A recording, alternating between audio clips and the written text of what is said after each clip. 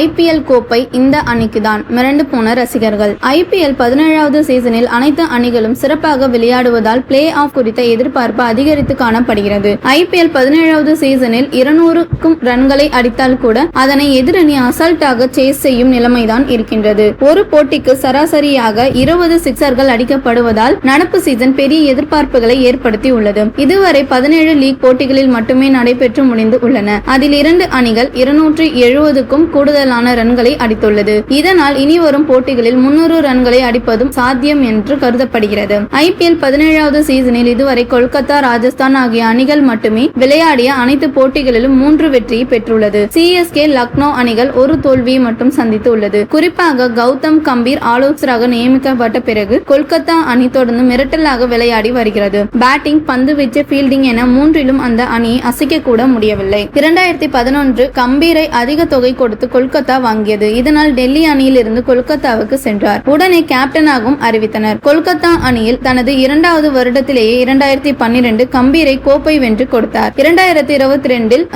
ரேயஸ் ஐயரை அதிக தொகை கொடுத்து கொல்கத்தா வாங்கியது. இதனால் டெல்லி அணியில் இருந்து கொல்கத்தாவுக்கு சென்றார். உடனே கேப்டனாகவும் அறிவிக்கப்பட்டார். கொல்கத்தா அணியில் தனது 2வது சீசனில் அணியை சிறப்பாக வழிநடத்தி வருகிறார். இதனால் ரேயஸ் ஐயரும் கோப்பை வென்று கொடுப்பார் என்ற நம்பிக்கையில் ரசிகர்கள் உள்ளனர்.